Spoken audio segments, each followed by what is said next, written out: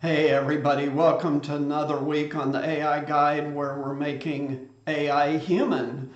What does that mean? Well, it means that we focus on the human impact of AI and the other exponential technologies that AI is enabling, like robotics, 3D printing, autonomous driving, and more.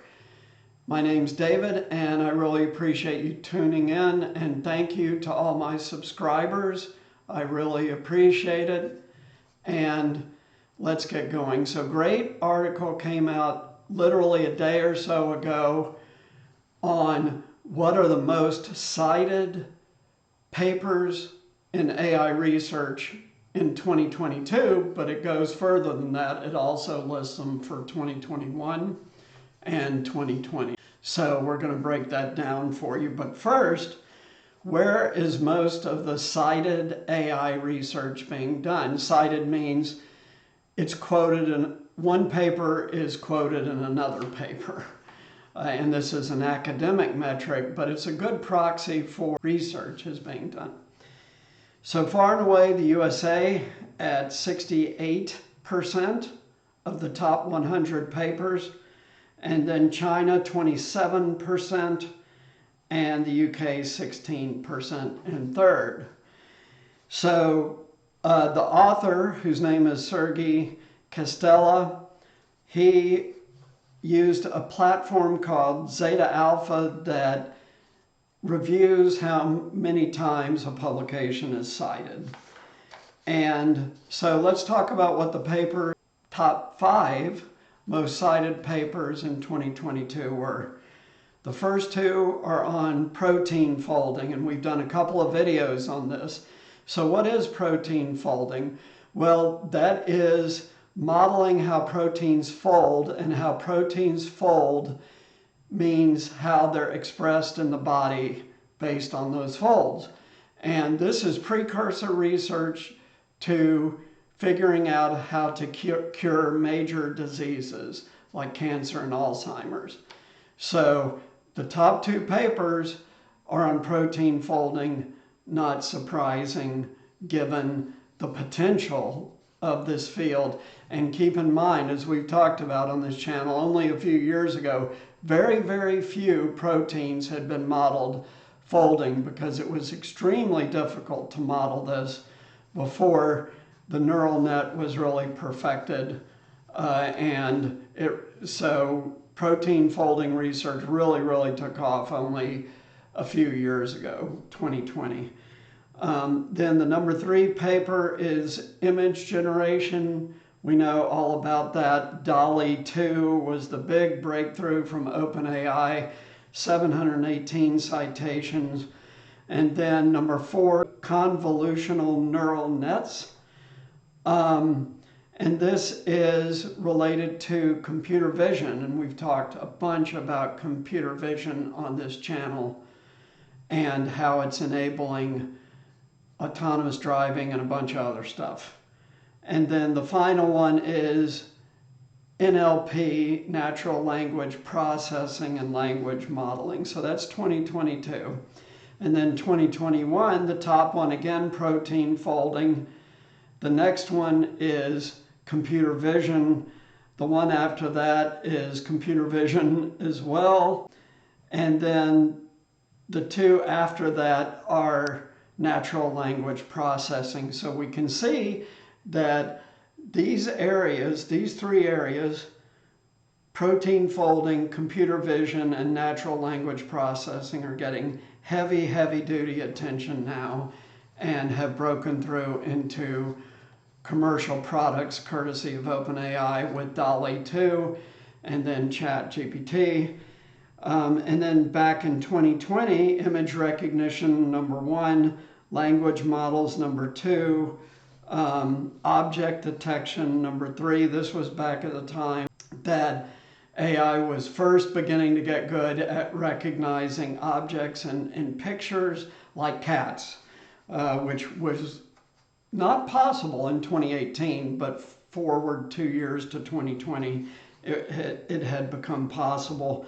And then text to text was the last one. So that's really interesting.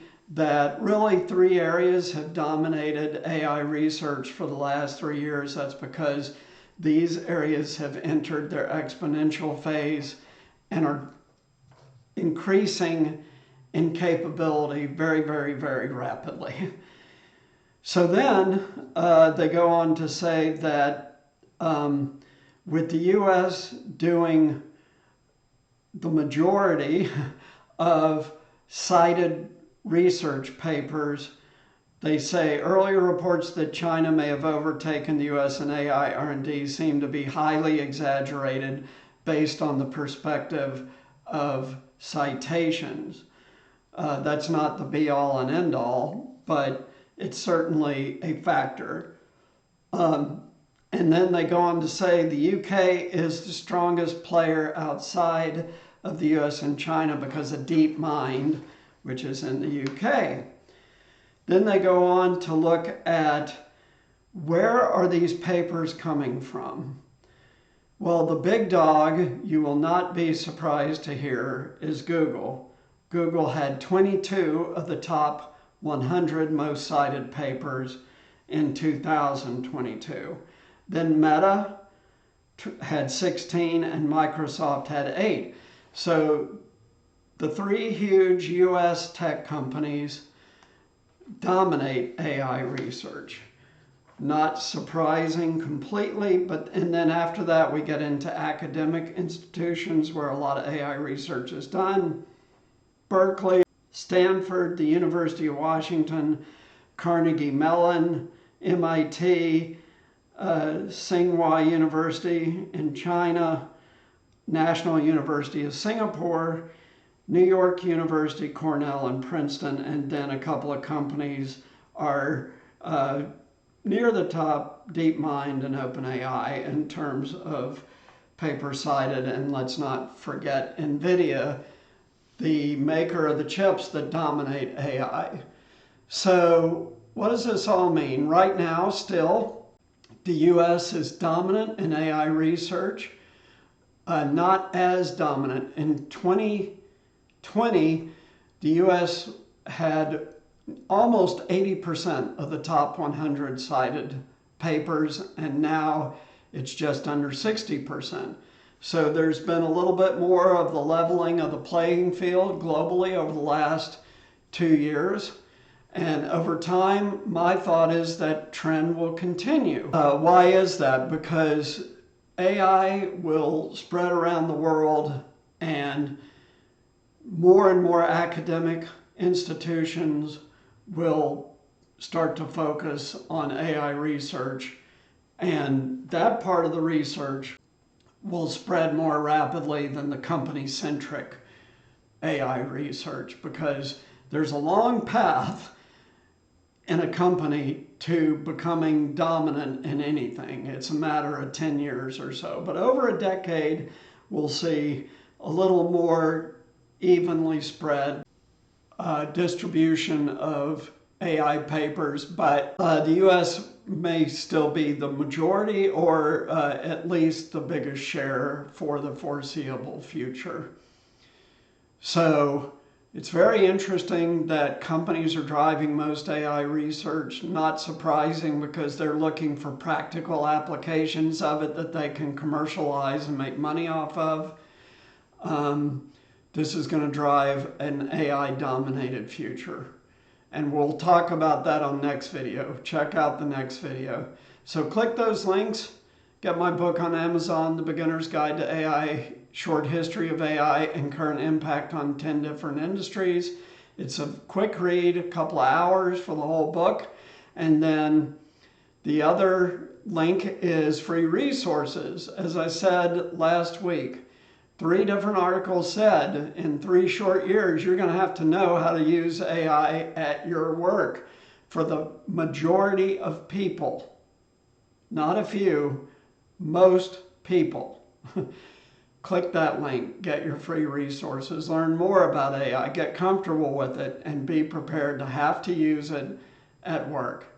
Thanks so much for tuning in, especially my subscribers again, and we'll see you next time.